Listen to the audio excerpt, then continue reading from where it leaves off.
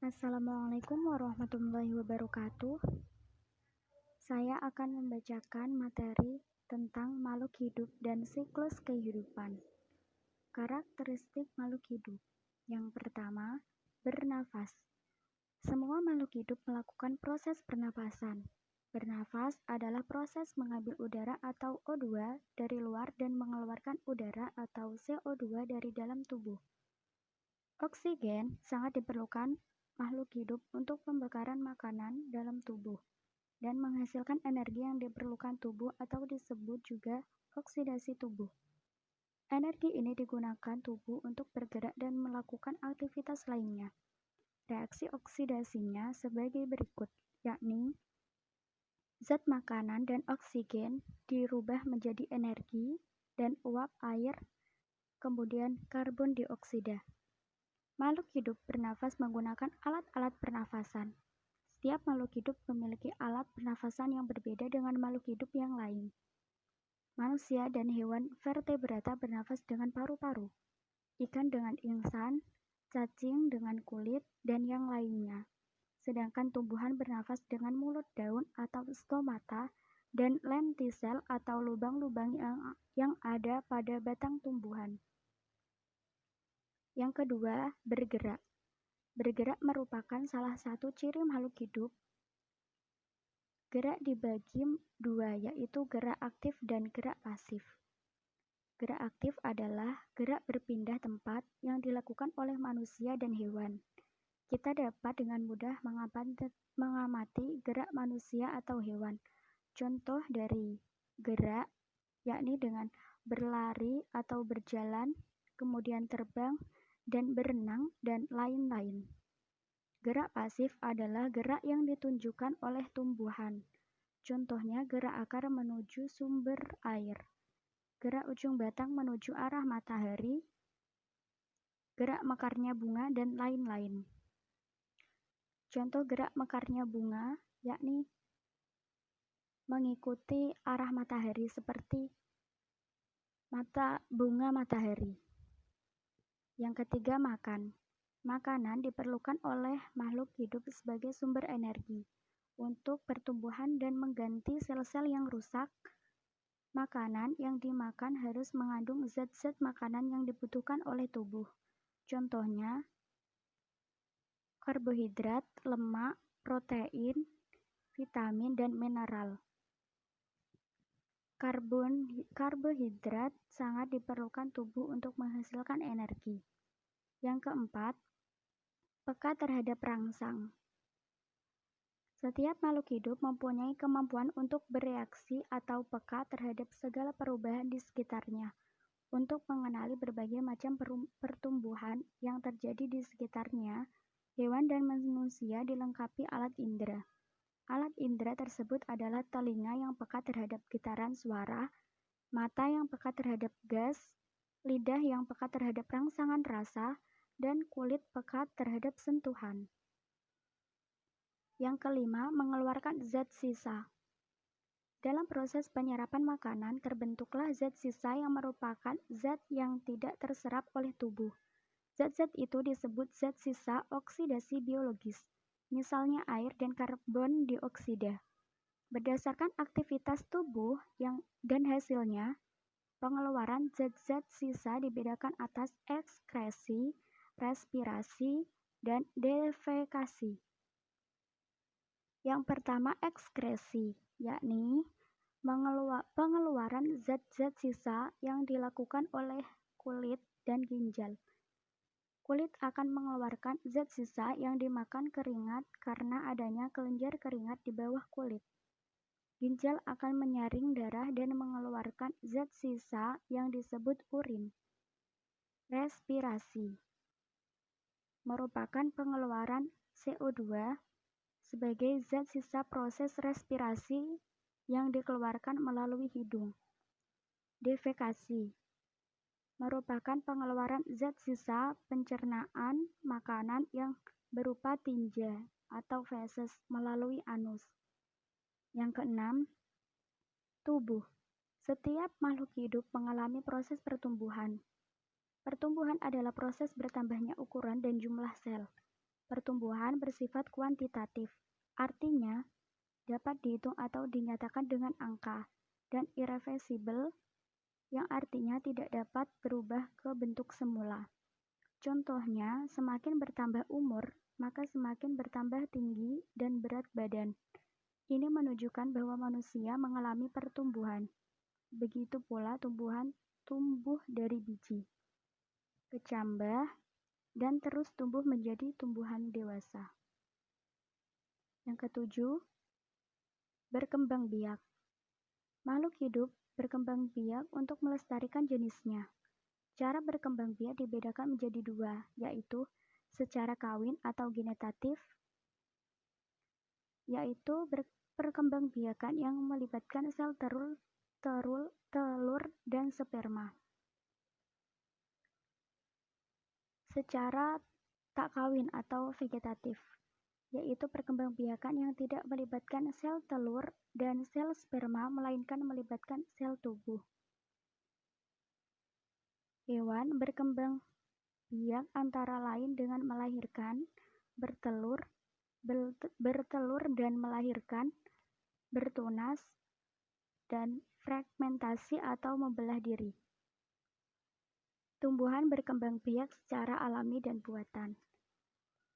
Kemudian perkembangbiakan alami pada tumbuhan yaitu dengan biji atau kawin dan dengan tidak kawin, misalnya membelah diri, spora, bertunas, umpi, geragi, dan akar tinggal. Perkembangbiakan tumbuhan secara buatan misalnya stek dengan cangkok, runduk, dan kultur jaringan. Yang kedelapan, adaptasi. Setiap makhluk hidup hanya dapat hidup dengan baik pada lingkungan yang sesuai.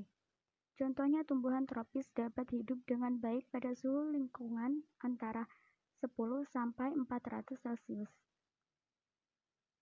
Tumbuhan di daerah kutub dapat hidup dengan baik pada suhu lingkungan antara 5 sampai 150 Celcius. Ikan dapat hidup dengan baik pada lingkungan air yang bersuhu 10 sampai 300 Celcius. Pada lingkungan air yang bersuhu lebih atau kurang dari suhu tersebut, kehidupan ikan akan terganggu. Manusia merupakan satu-satunya makhluk di alam ini yang mempunyai akal dan pikiran. Dengan kemampuan itu, manusia dapat bertahan pada berbagai suhu lingkungan karena dapat mengubah suhu lingkungan sesuai dengan kebutuhannya. Kemudian, persamaan dan perbedaan antara makhluk hidup dan benda mati. Persamaannya, yakni makhluk hidup dan benda mati sama-sama tinggal di alam. Yang kedua, makhluk hidup dan benda mati saling berinteraksi. Kemudian perbedaan makhluk hidup dan benda mati. Kalau makhluk hidup bernafas dengan oksigen, sedangkan benda mati tidak bernafas. Makhluk hidup dapat bergerak, sedangkan benda mati tidak dapat bergerak.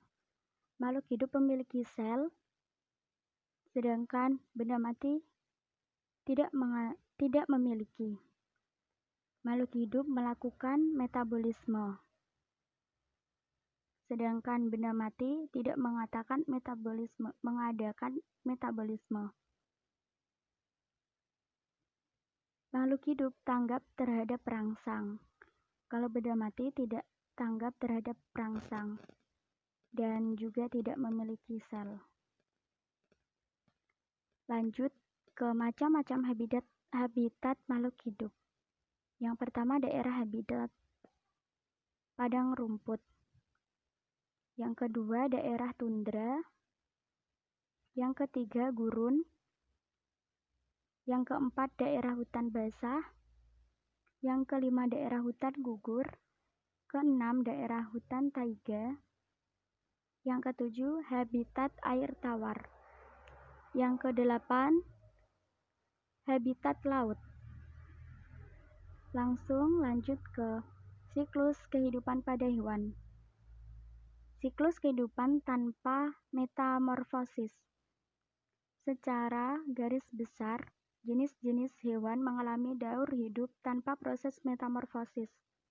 Dari proses tanpa metamorfosis tersebut menyebabkan kekurangan atau kelainan secara fisik pada setiap hewan. Jenis hewan yang tidak mengalami metamorfosis dalam siklus kehidupannya yakni ayam, kucing, kambing, burung, dan ikan. Misalnya, kita amati kucing.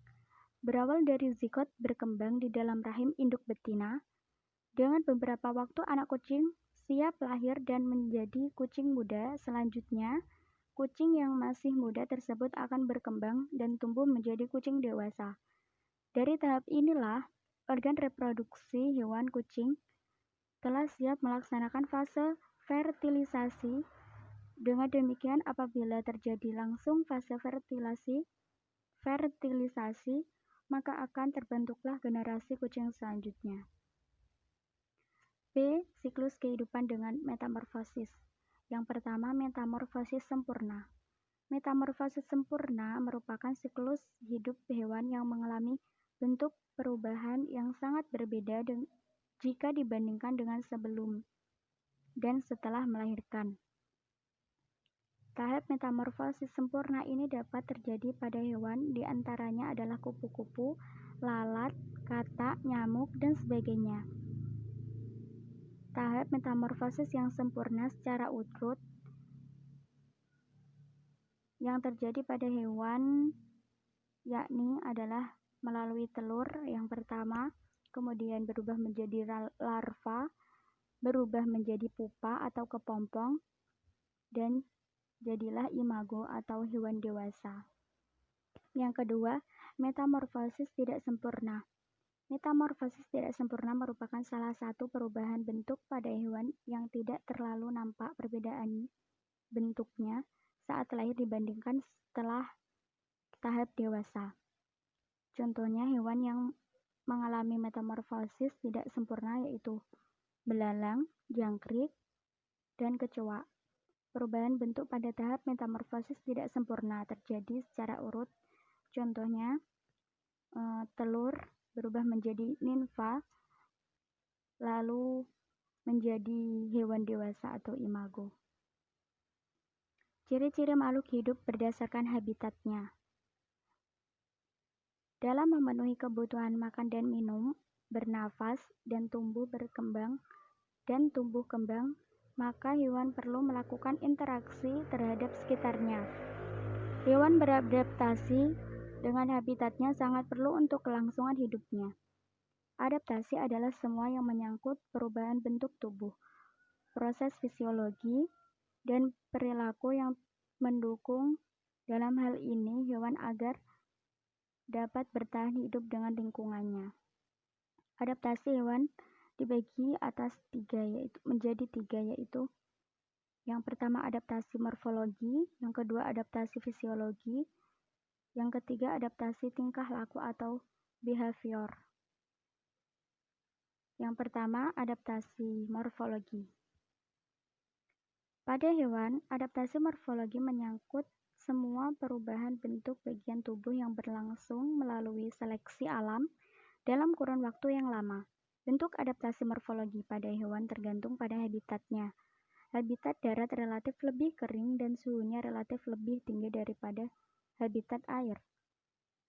Bentuk adaptasi hewan darat terhadap habitatnya antara lain sebagai berikut yakni kulitnya tebal serta dilapisi oleh zat tanduk. Yang kedua, anggota geraknya telah disesuaikan untuk kehidupan di darat, cocok berjalan dan berlari. Yang ketiga, pada unta terdapat kantong persediaan air. Pada umumnya, hewan akan mati apabila kekurangan air sampai 20%. Namun unta tetap hidup walaupun kekurangan air sampai 40%. Semua hewan yang hidup di dalam air telah mempunyai bentuk tubuh yang sesuai. Pada umumnya, tubuh berbentuk streamline atau mirip torpedo. Yang B, adaptasi fisiologi. Adaptasi fisiologi adalah penyesuaian diri yang melibatkan perubahan struktur organ-organ tubuh yang disesuaikan dengan fungsinya dalam proses kimia di dalam tubuh. Contoh dari adaptasi fisiologis seperti adaptasi ikan terhadap kadar garam. Air laut mempunyai kadar garam yang lebih tinggi daripada air tawar. Tinggi kadar air laut melebihi kadar garam cairan tubuh hewan yang hidup di dalam air laut,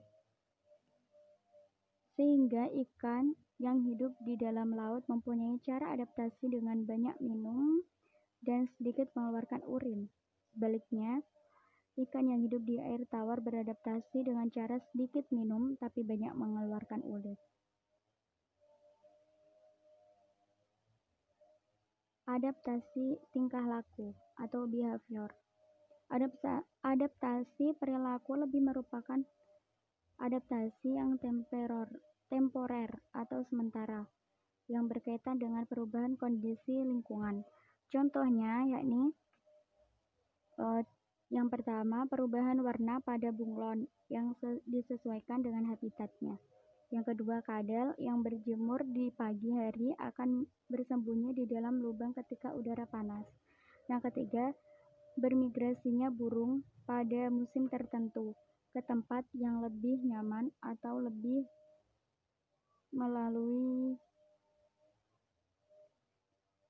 sesuai dengan kebutuhan hidupnya.